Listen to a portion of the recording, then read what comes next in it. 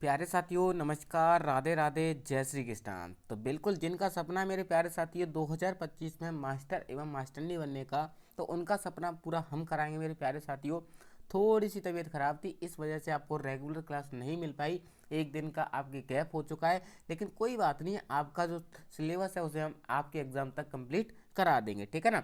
जैसा कि आप सभी को पता है कि हम आपको संस्कृत इतने बेहतरीन तरीके से करा रहे थे कि अगर आप इसको देख लेते हो तो आपका पूरा टॉपिक कंप्लीट हो जाएगा और इससे बाहर एक भी प्रश्न नहीं जाएगा, ठीक है ना, गारंटी से नहीं जाएगा। तो बिल्कुल बिना टाइम गवाए शुरुआत करते मेरे प्यारे साथियों। फर्स्ट प्रश्न आपकी स्क्रीन पर, सभी साथी इन क्वेश्चनों को खुद से आंसर देने की कोशिश करेंगे। अगर आपका गलत हो जाता है ना मेरे प्यारे साथियों तो आपको याद हो जाएगा, ठीक है ना।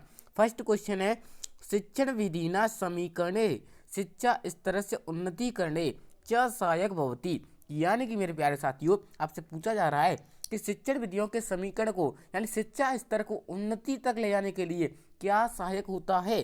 पाठ्य पुस्तक, मूल्यांकन, गृह कार्य या फिर अध्यापन। मेरे प्यारे साथियों देखो, चीज़ें सभी इंपॉर्टेंट है, लेकिन सबसे ज़्यादा इंपॉर्टेंट क्या होती है, ठीक है ना। तो बिल्कुल इसका राइट आंसर मूल्यांकन हो जाएगा।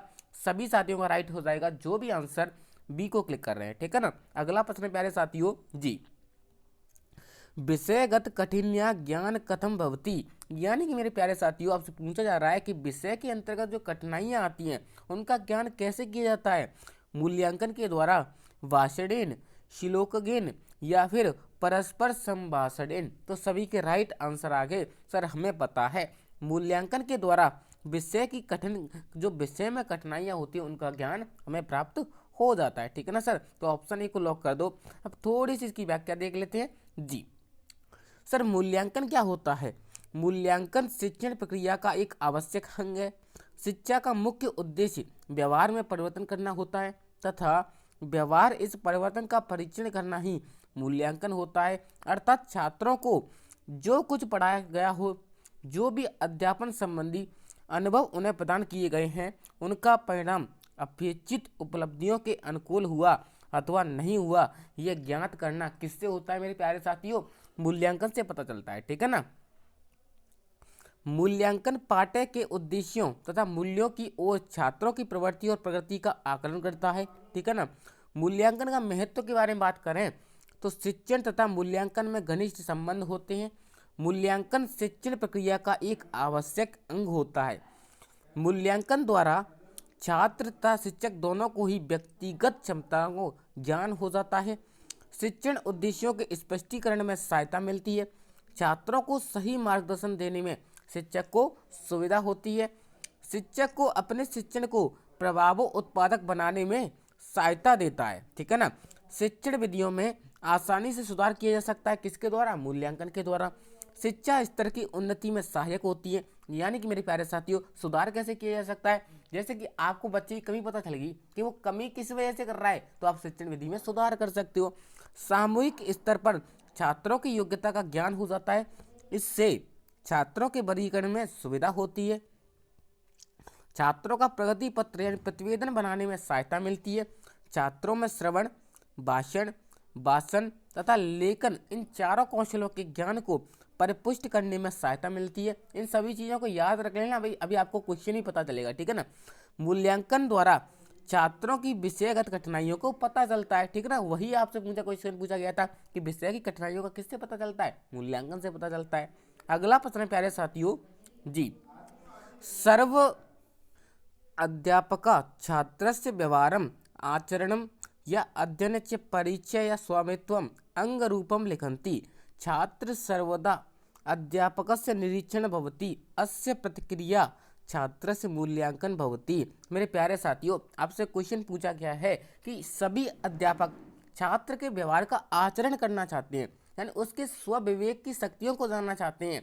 बिल्कुल, तो वो छात्रों से किसके द्वारा जान सकती हैं, सामयिक मूल्यांकन से, वार्षिक मूल्यांकन से, सतत मूल्यांकन से या फिर मौखिक मूल्यांकन से। तो सभी के राइट आंसर आ गए सर, हमें पता है इसका राइट आंसर ऑप्शन सी हो जाएगा, क्योंकि सतत मूल्यांकन के माध्यम से मेरे प्यारे साथियों हर दिन बच्चों का मूल्यांकन किया जाएगा, तो बच्चों के व्यवहार और जो स्वमत होते हैं मेरे प्यारे साथी उनके बारे में जानकारी हो सकती है। इसका राइट आंसर ऑप्शन सी हो जाएगा। अगला प्रश्न है प्यारे साथियों, सतत मूल्यांकने शिक्षकस्य मुख्य कार्य किम भवति, यानी सतत मूल्यांकन का शिक्षक के रूप में मुख्य कार्य क्या होता है? स्वमत अभिलेखनम, भाषणम, श्रवणम या फिर पाठनम। तो सर सभी के जवाब आ गए। सतत मूल्यांकन में शिक्षक के रूप में इसका जो उद्देश्य होता है हर बच्चे के स्वयं मत का अभिलेखन करना। तो इसका राइट आंसर क्या हो जाएगा सर? ऑप्शन ए हो जाएगा। अगला प्रश्न है प्यारे साथियों, छात्राण दैनिक कार्याण सर्वासा परीक्षा च मूल्यांकन भवेत। मेरे प्यारे साथियों, छात्र की दैनिक क्रियाओं के बारे में जानना है तो कौन सा मूल्यांकन करना चाहिए? आंतरिक मूल्यांकन, बाह्य मूल्यांकन, सतत मूल्यांकन या फिर परीक्षा। तो सर सभी के राइट आंसर आ गए। सर डेली जो मूल्यांकन किया जाता है यानी लगातार मूल्यांकन किया जाता है उसी से हम बच्चे के दैनिक कार्यों के बारे में जानकारी ले सकते हैं। ठीक है ना सर? इसका राइट आंसर ऑप्शन सी हो जाएगा। अगला प्रश्न प्यारे साथियों, बालकस्य मूल्यांकन भवति वर्षे केवल एकवारम, वर्षे द्विवारम, वर्षे त्रिवारम या फिर सतत। तो सभी के जवाब आ गए। सर जो मूल्यांकन होता है बच्चे का वो हमेशा लगातार करना चाहिए यानी सतत करना चाहिए। इसका right answer sir option D हो जाएगा। अगला प्रश्न है, मूल्यांकन इति कीदृशी प्रक्रिया अस्ति? सतत, स्थिरा, अवरुद्धा या फिर प्रतिबद्धा। तो सभी के राइट आंसर आ गए। जो भी साथी ऑप्शन ए को लॉक कर रहा है उसका राइट आंसर हो जाएगा। मूल्यांकन कैसा होना चाहिए? सतत प्रक्रिया होती है। ठीक है ना? अब मेरे प्यारे बच्चों थोड़ी सी व्याख्या देख लेते हैं। ठीक है ना? सर्वप्रथम शिक्षक उद्देश्य का निर्धारण करता है, तत्पश्चात विभिन्न विधियों, प्रविधियों व दृश्य श्रव्य सामग्री का प्रयोग करते हुए उन उद्देश्यों की प्राप्ति की ओर उन्मुख हो जाता है तथा पाठ की सफलता की जांच हेतु मूल्यांकन करता है। यदि उनमें कोई कमी पाई जाती है तो उद्देश्यों में परिवर्तन कर वही प्रक्रिया अपनाता है। इस प्रकार मूल्यांकन सतत चलने वाली प्रक्रिया होती है। सभी अध्यापक के व्यवहार और अध्ययन की परीक्षा करके अपने अपने मत अंक रूप में लिखते हैं तथा छात्र हमेशा अध्यापक के निरीक्षण में रहते हैं। इस प्रक्रिया में छात्र का मूल्यांकन सतत चलता रहता है यानी लगातार चलता रहता है। छात्रों के दैनिक कार्यों का और सभी परीक्षणों का मूल्यांकन सतत मूल्यांकन से होता है। ठीक है ना? अगला प्रश्न प्यारे साथियों जी, मूल्यांकन से कति भेदा संति। इंपोर्टेंट क्वेश्चन है मेरे प्यारे साथियों, आप देख लो। आरटेट L1 2012, रीट L2 2015 और रीट L1 2015, रीट L2 2021 कितनी बार पूछा जा चुका है। ठीक है ना? मूल्यांकन कति भेदा संति, मूल्यांकन के कितने भेद होते हैं? एकम, दो, चत्वार और पंच। तो सभी के राइट आंसर आ गए। सर हमें पता है मूल्यांकन के दो भाग होते हैं। कितने होते हैं? दो भाग होते हैं। अभी विस्तार से आपको सब कुछ बताने वाले हैं, रुक जाओ। ठीक है ना? अगला प्रश्न प्यारे साथियों, छात्राण गृह कार्य से मूल्यांकन भवति शक्तोनि, यानी मेरे प्यारे साथियों जब मूल्यांकन के दो प्रकार होते हैं आंतरिक और बाह्य। ठीक है ना? अभी बताऊंगा आपको। तो उन मूल्यांकन के मेरे प्यारे साथियों जो गृह कार्य होता है वो किसका भाग होता है? बाह्य मूल्यांकन या फिर आंतरिक मूल्यांकन। तो सभी के राइट आंसर आ गए। सर हमें पता है जो गृह कार्य होता है वो आंतरिक मूल्यांकन का उदाहरण होता है। ऑप्शन सी को लॉक कर दो। ठीक है ना सर? बिल्कुल ऑप्शन सी को लॉक कर दो। अगली व्याख्या देखने से पहले मेरे प्यारे साथियों आपके लिए आवश्यक सूचना है, जो भी बच्चा रीट एग्जाम की तैयारी कर रहा है उससे डर लग रहा है, घबराहट हो रही है मेरे प्यारे साथियों कि हमारा रीट एग्जाम पास होगा कि नहीं, और मेरे प्यारे साथियों आपके अगर मॉडल पेपर में 70 से 80 के बीच में नंबर रह रहे हैं तो आपको ये ई बुक रामबाण साबित होने वाली है, क्योंकि मैंने आपके लिए कुछ इंपॉर्टेंट क्वेश्चन बनाए हैं जो आपके एग्जाम में हूबहू छपने वाले हैं। ठीक है ना? बिल्कुल आपको देखो मामूली सी प्राइज रखनी पड़ती है मेरे प्यारे साथियों, आपको फ्री भी दे सकते थे लेकिन इनको बनाने में भी खर्चा लगता है ना, तो इस वजह से मेरे प्यारे साथियों आपको साइकोलॉजी के 3000 प्रश्न, हिंदी व्याकरण और शिक्षण विधियों के प्रश्न मिलेंगे, संस्कृत व्याकरण और शिक्षण विधियों के प्रश्न मिलने वाले हैं, राजस्थान जीके के 3000 प्रश्न मिलने वाले हैं, जिनके पास इंग्लिश है उनको इंग्लिश के मिलेंगे। ठीक है ना? और पिछली परीक्षा के 2011 से 2023 तक के जितने भी एग्जाम पेपर हुए हैं वो सभी विषयों को आपको मिलने वाले हैं। जो भी अभ्यर्थी लेने का इच्छुक हो ना, मुझे मेरे प्यारे साथियों इस व्हाट्सएप पर मैसेज कर देना, इस व्हाट्सएप नंबर पर मैसेज कर देना कि सर हमें रीट पास करने वाली ई बुक दे दो, हम आपको सेंड कर देंगे। ओनली आपको ये प्राइज ₹49 में मिलने वाली है, तो आप 49 में ले सकते हैं मेरे प्यारे साथियों। ये प्रथम 100 स्टूडेंटों के लिए रहने वाला है ऑफर। तो अगर आप लेना चाहते हैं तो मुझे व्हाट्सएप पर मैसेज कर देंगे, ठीक है ना, देरी नहीं करनी है, जल्दी से सेंड कर देना है। अगला प्रश्न है प्यारे साथियों, उससे पहले देख लेते हैं मूल्यांकन के वेद। मूल्यांकन के वेद कितने होते हैं मेरे प्यारे साथियों, मैंने आपको बता दिया था 2 वेद होती हैं सर, आंतरिक और बाह्य मूल्यांकन, ठीक है। आंतरिक मूल्यांकन क्या होता है सर, आंतरिक मूल्यांकन के लिए मूल्यांकन की सभी प्रविधियों को अपनाया जाता है। आंतरिक मूल्यांकन में गृह कार्य, रचनात्मकता, साहित्यिक गतिविधियां और सृजनात्मक पक्ष निहित होता है, ठीक है ना, इनको याद कर लेना। अगला है मेरे प्यारे साथियों बाह्य मूल्यांकन। बाह्य मूल्यांकन लिखित परीक्षा के माध्यम से विश्वविद्यालय, बोर्ड, एजेंसी के माध्यम से होता है। बाह्य मूल्यांकन हेतु प्रश्न पत्रों के निर्माण में प्रश्नों की संरचना, पर्यवेक्षकों के चयन के प्रति विशेष जागरूक होने की आवश्यकता होती है, ठीक है ना, याद रख लेना।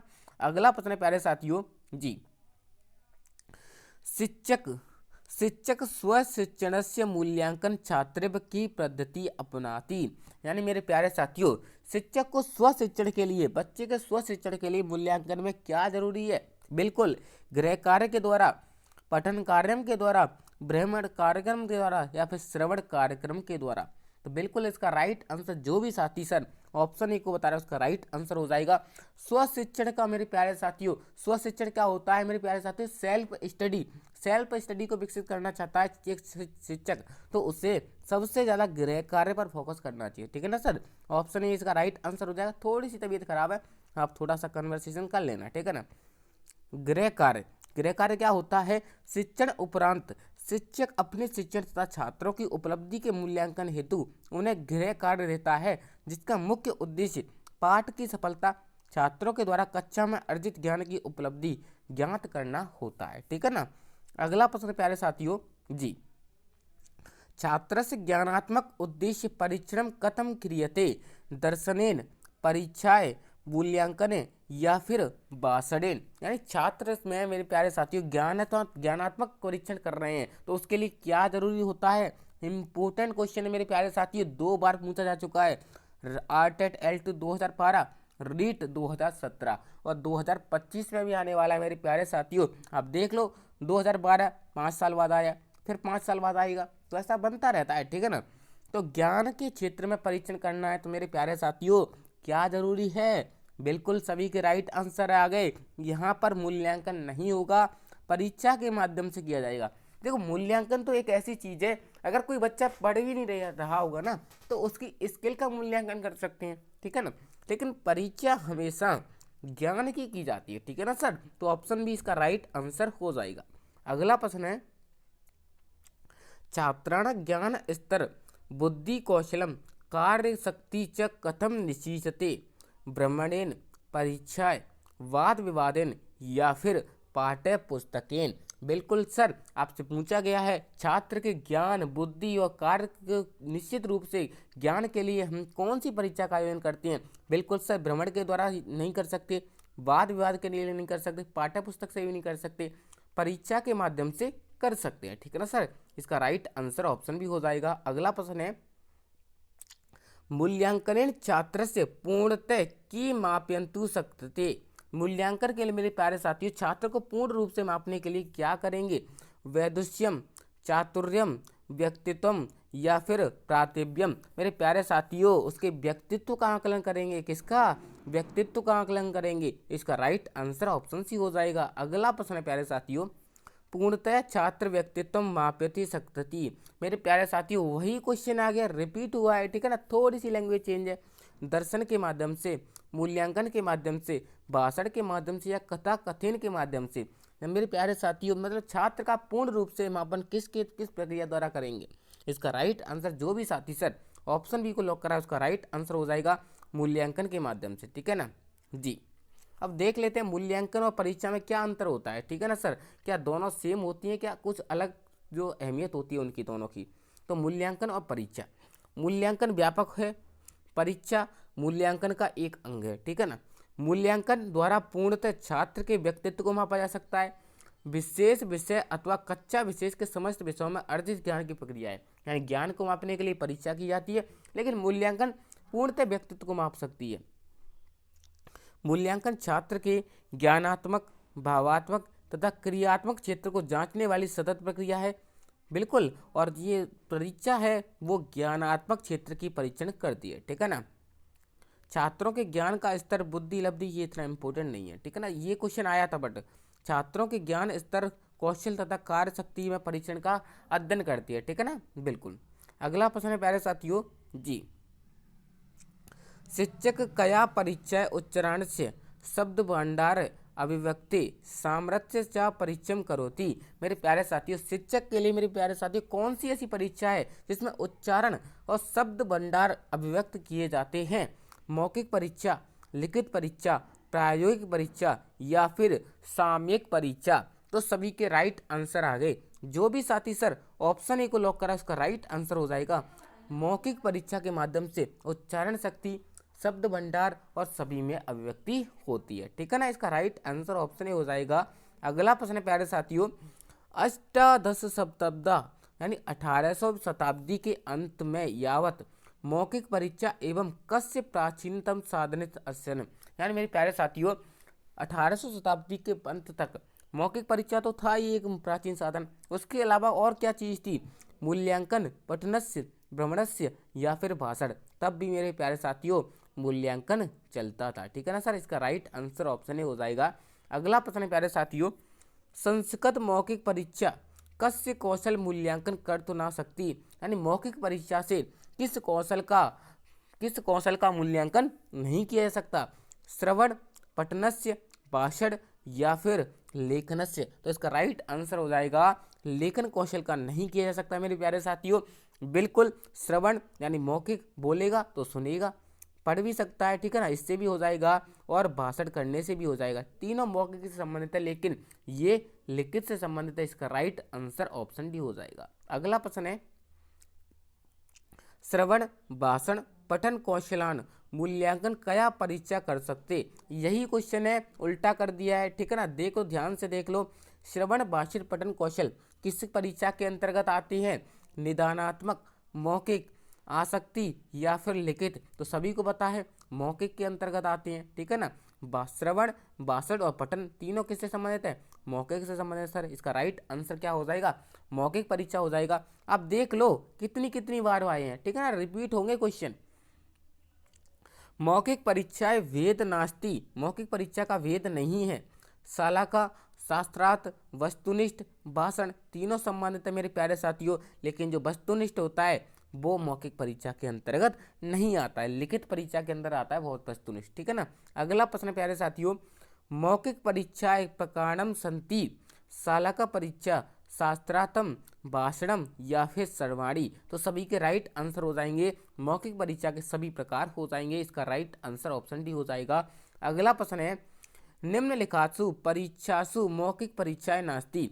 निम्नलिखित में से मौखिक परीक्षा नहीं है। शाला का परीक्षा है, संवाद है सर, साक्षात्कार भी है, लेकिन निबंधात्मक परीक्षा कैसी होती है सर? लिखित होती है। इसका राइट आंसर ऑप्शन डी हो जाएगा। अगला प्रश्न प्यारे साथी, उससे पहले व्याख्या देख लो जी। मौखिक परीक्षा द्वारा उच्चारण, शब्द भंडारण तथा अभिव्यक्ति सामर्थ्य का परीक्षण किया जाता है। 18वीं शताब्दी के अंत तक मौखिक परीक्षा ही मूल्यांकन का साधन थी, ठीक है ना। यह मूल्यांकन का प्राचीनतम सरल तरीका जिसमें परीक्षक प्रत्यक्ष प्रश्न पूछकर उनके उत्तर चाहता है। ये प्रश्न मौखिक रूप से पूछे जाते हैं तथा अभी उत्तर भी मौखिक रूप से दिए जाते हैं। मौखिक प्रश्न वाद विवाद, विचार विमर्श, समूह चर्चा, शास्त्रार्थ, भाषण इत्यादि विषय मौखिक परीक्षा के क्षेत्र में आती हैं। मौखिक परीक्षा सरल, वैध और विश्वसनीय विधि है, ठीक है ना। यह प्राचीन एवं परंपरागत विधि है। मौखिक परीक्षा श्रवण, भाषण और पठन वाचन कौशलों के परीक्षण में सहायक होती है। मौखिक परीक्षा के भेद कितने होते हैं सर? शाला का परीक्षा, शास्त्रार्थ, साक्षात्कार, भाषण, अंत्याक्षरी, चयनित अंशों का वाचन और प्रश्नावली। ये क्या है सर? मौखिक परीक्षा के भेद हैं, आपसे पूछे जा सकते हैं, ठीक है ना। अगला प्रश्न है प्यारे साथियों जी, निम्नलिखितेषु मौखिक परीक्षा अस्ति, मौखिक परीक्षा कौन सी है इनमें से? शाला का परीक्षा, सर हमने वही बताया था, शाला का परीक्षा होती है। निबंध लेखक से संबंधित है। श्लोक लेखनीय है, लेखन का है मेरे प्यारे साथियों, वाचन होता, श्लोक वाचन होता तो हो जाता। कथा लेखन, ये भी लेखन ही है मेरे प्यारे साथियों, कंफ्यूज नहीं होना है, ठीक है ना सर। इसका राइट आंसर ऑप्शन ए हो जाएगा। अगला प्रश्न है, मूल्यांकनस्य प्रमापीकृत प्रविधिषु शाला का परिचय समावेश कुत्र अस्ति। मेरे प्यारे साथियों, मूल्यांकन के प्रमाणीकरण के लिए प्रयुक्त जो विधि है वो कौन सी है? लिखित परीक्षा, मौखिक परीक्षा, प्रायोगिक परीक्षा या फिर रचना परीक्षा है? तो इसका राइट आंसर, जो भी साथी सर ऑप्शन बी को लॉक करा है उसका राइट आंसर हो जाएगा शाला का परीक्षा। मेरे प्यारे साथियों, किससे संबंधित है? मौखिक परीक्षा से संबंधित है। मैंने अभी आपको बताया कितने सारे क्वेश्चन आते हैं, ठीक है ना सर। इसका राइट आंसर ऑप्शन भी हो जाएगा शाला का परीक्षा भवती। शाला का परीक्षा क्या है मेरे प्यारे साथियों? मौखिक अंतर्गत, लिखित अंतर्गत, उभय अंतर्गत या फिर प्रश्न अंतर्गत। जो मौखिक परीक्षा है उस किसके अंतर्गत आती है मेरे प्यारे साथियों? अभी बताया था सर, मौखिक के अंतर्गत आती है। इसका राइट आंसर ऑप्शन ही हो जाएगा। लघु काष्ठ खंडस्य व्यवहार कुत्र क्रियते मेरे प्यारे साथियों? वस्तुनिष्ठ परीक्षाएं, शालाक परीक्षाएं, निबंधाय परीक्षाएं या फिर अंताक्षरी परीक्षाएं? तो बिल्कुल सर सभी के जवाब आ गए। बिल्कुल शाला का परीक्षा मेरे प्यारे साथियों छोटे छोटे खंडों में बांटकर क्या किया जाता है? मतभेद किया जाता है। इसका राइट आंसर ऑप्शन भी हो जाएगा। अगला प्रश्न है प्यारे साथियों, शालाक परीक्षा छात्र से मूल्यांकनम करोति। जो शालाक परीक्षा है मेरे प्यारे साथियों किन छात्रों के लिए उपयोगी है? क्रियाकलापस्य, तीव्र बुद्धि, परिवारस्य या फिर स्थूल शरीर? तो बिल्कुल सभी को पता है तीव्र बुद्धि वाले बच्चों के लिए सबसे इम्पोर्टेंट है। इसका राइट आंसर ऑप्शन भी हो जाएगा। अगला प्रश्न है, शालाक परीक्षा उपयुक्ता वर्तते सर्वे छात्रेभ्य, मेधावी छात्रेभ्य, मंद बुद्धि या फिर समयग्रस्त? तो मेरे प्यारे साथियों शाला का परीक्षा हमेशा मेधावी छात्र के लिए इंपॉर्टेंट होती है। इसका राइट आंसर ऑप्शन बी हो जाएगा, ठीक है ना। अगला प्रश्न प्यारे साथियों उससे पढ़ लो कि शाला का परीक्षा होती क्या है। इतने सारे प्रश्न बनने हैं तो एक बार इसे अच्छे से पढ़ लेते हैं जी। शाला का शाब्दिक अर्थ सलाई यानी लघु काष्ठखंड, अभी मैंने आपको बताया। इस परीक्षा के अंतर्गत परीक्षक या परीक्षक मंडल ग्रंथ के माध्यम से कहीं पर भी शाला का यानी लघु काष्ठखंड डालकर उस पृष्ठ से संबंधित प्रश्न पंक्तियों का भावार्थ शिष्य से पूछता है, ठीक है ना। यह एक संचालनात्मक एवं प्रतिष्ठात्मक परीक्षा है। इस परीक्षा के अंतर्गत छात्रों की तीव्र बुद्धि का परीक्षण किया जाता है। यह परीक्षा कुशाग्र बुद्धि या मेधावी छात्रों के लिए अधिक उपयोगी होती है। यह परीक्षा छात्रों को स्व अध्ययन करने पर विषय पर अधिक बल देती है, चिंतन के लिए प्रेरित करती है, ठीक है ना। अगला प्रश्न है प्यारे साथियों जी, साक्षात्कार इति कस्य भाग? साक्षात्कार का भाग है मूल्यांकन। मतलब साक्षात्कार किसका भाग है? मूल्यांकन का, शिक्षण विधि का, शिक्षण सूत्र का या फिर अनुदेश्य का? तो आप सभी को पता है साक्षात्कार होता है वो मूल्यांकन का भाग होता है। इसका राइट आंसर ऑप्शन ही हो जाएगा। साक्षात्कार क्या होता है सभी को पता है, यह मूल्यांकन की मौखिक परीक्षा होती है। इसमें छात्रों को प्रवेश देते समय गुरु उसके पूर्व ज्ञान की परीक्षा हेतु संस्कृत में वार्तालाप करते हैं, छोटे छोटे प्रश्न पूछते हैं। वर्तमान समय में प्रवेश हेतु साक्षात्कार में छात्रों के विषय में प्रारंभिक जीवन में प्राप्त हेतु संस्कृत में प्रश्न पूछकर भी उसकी मौखिक परीक्षा ली जा सकती है तथा शिक्षण के मध्य भी इस शैली को मौखिक परीक्षा हेतु प्रयोग में लाया जा सकता है, ठीक है ना। अगला प्रश्न है प्यारे साथियों, कस्य परीक्षाय ग्रंथस्य कामपि समस्या प्रस्तुतिकृत्य तस्या छात्र तर्क वितर्केण स्वविचारन प्रकटति। मेरे प्यारे साथियों ऐसी कौन सी परीक्षा है जिसमें छात्र तर्क वितर्क करता है? साक्षात्कार परीक्षा, साक्षात्कार, लिखित या फिर निबंधात्मक? मेरे प्यारे साथियों साक्षात्कार में तर्क वितर्क नहीं कर सकते तो शास्त्रार्थ हो जाएगा, ये दोनों तो हो ही नहीं सकते, ठीक है ना। इसका राइट आंसर ऑप्शन ही हो जाएगा। शास्त्रार्थ क्या होता है सर? प्राचीन काल में आचार्य शिष्यों की परीक्षा शास्त्रार्थ पद्धति से लेते थे। इसमें ग्रंथों की एक समस्या को प्रस्तुत करके उस पर अपने अपने विचारों को प्रकट किया जाता था, ठीक है ना। इस तर्क वितर्क करते हुए शिष्य अपने विचारों को प्रकट करते थे। इसके द्वारा शिक्षक छात्रों के ज्ञान, उच्चारण तथा आत्मविश्वास आदि की परीक्षा लेते थे। वर्तमान काल में संस्कृत की वाद विवाद प्रतियोगिताओं का आयोजन मौखिक परीक्षा के लिए किया जा सकता है। अगला प्रश्न प्यारे साथियों,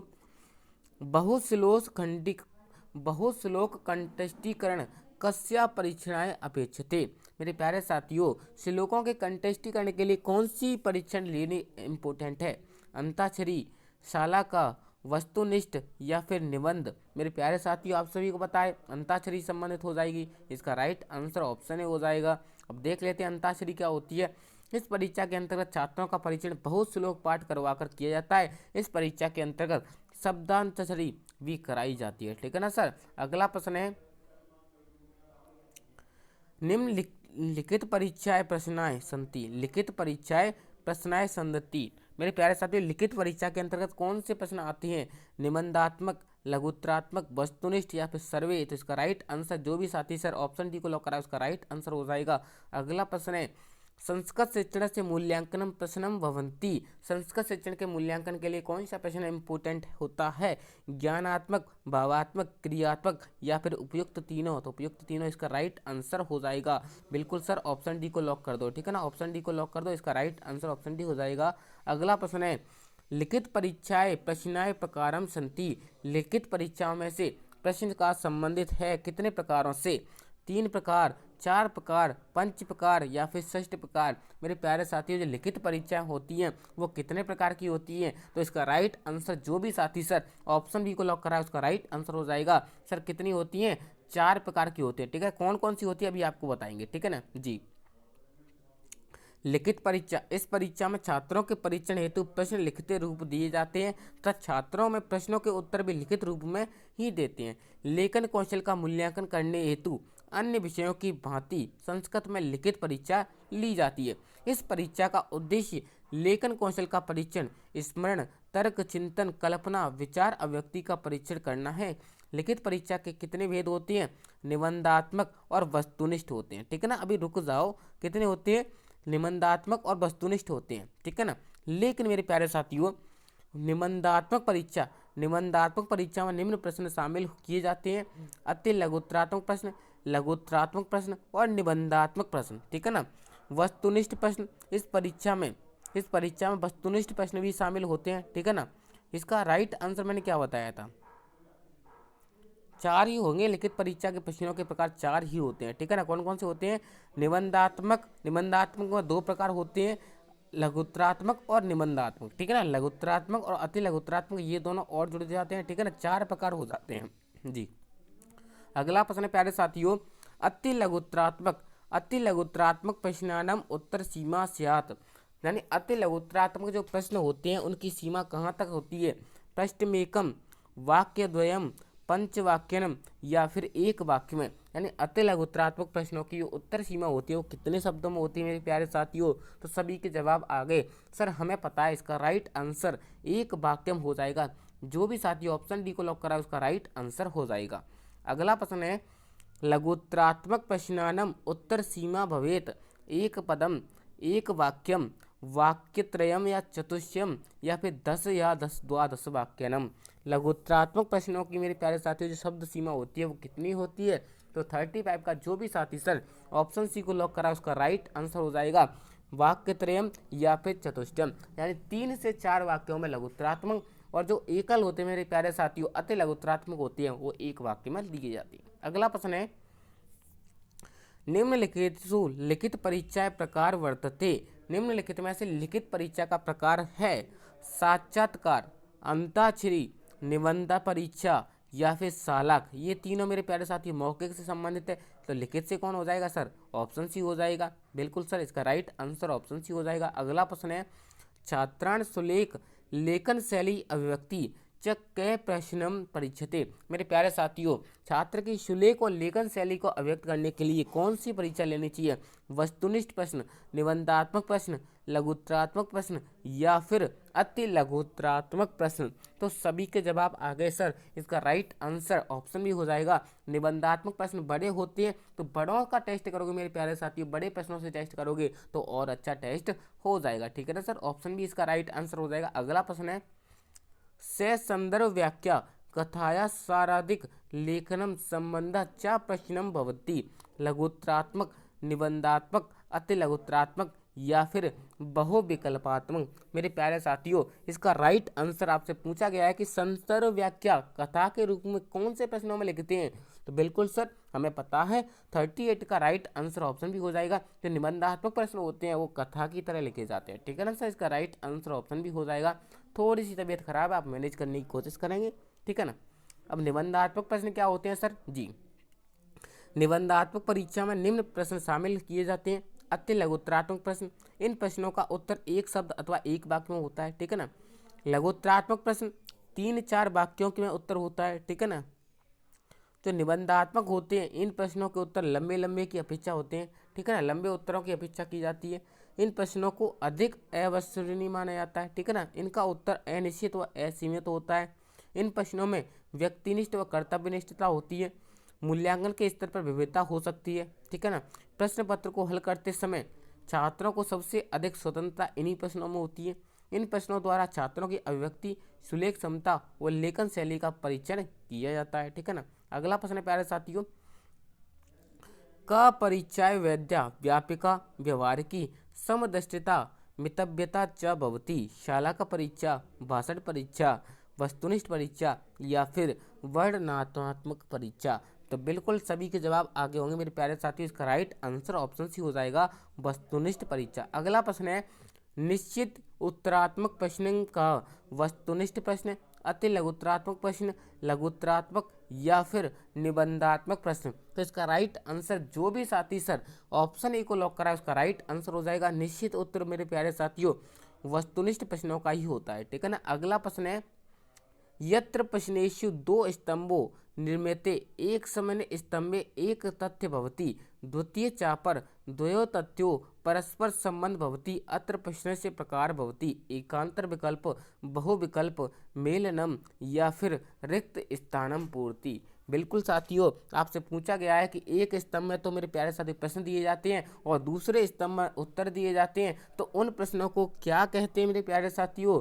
बिल्कुल सभी के राइट आंसर आगे आपको मिलाने के लिए कहा जाता है, तो बिल्कुल सर मेलनम इसका राइट आंसर हो जाएगा। जो भी साथी ऑप्शन सी को लॉक करा उसका राइट आंसर हो जाएगा। अगला प्रश्न है, एक कस्य प्रश्न पदेकनेन वर्णकेन वा समाधान पदे भवति चेत सा कारक परीक्षा भवते। शाला का परीक्षा, निबंधात्मक परीक्षा, वस्तुनिष्ठ परीक्षा या फिर मौखिक परीक्षा। तो सब के जवाब आ गए मेरे प्यारे साथियों। इसका राइट आंसर जो भी साथी सर ऑप्शन सी को लॉक करा है उसका राइट आंसर हो जाएगा। उनको क्या कहते हैं, वस्तुनिष्ठ परीक्षा कहते हैं। अगला प्रश्न है जी, सत्यासत्य निर्णय यानी ट्रू और फेल्स कस्या परीक्षाएं प्रकारम अस्ति। यानी मेरे प्यारे साथियों सत्य असत्य वाले जो प्रश्न होते हैं वो किसका प्रकार होते हैं, शाला का परीक्षा, वस्तुनिष्ठ परीक्षा, अंतःक्षरी परीक्षा या फिर मौखिक परीक्षा। तो सभी के राइट आंसर आगे जो भी साथी ऑप्शन बी को लॉक करा है उसका राइट आंसर हो जाएगा वस्तुनिष्ठ परीक्षा। अगला प्रश्न है प्यारे साथियों,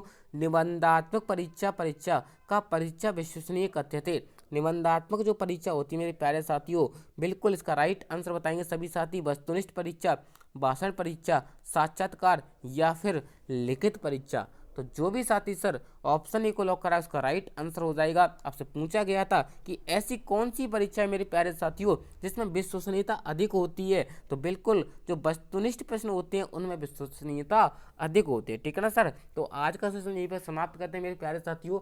आशा करता हूँ आपके लिए हेल्पफुल रहा होगा, आपके सभी प्रश्न इन्हीं में से बन जाएंगे। बिल्कुल धैर्यता से पढ़ लेना। थोड़ी सी तबीयत खराब थी तो आपको प्रॉब्लम हो सकती है, ठीक है ना। बिल्कुल थैंक यू।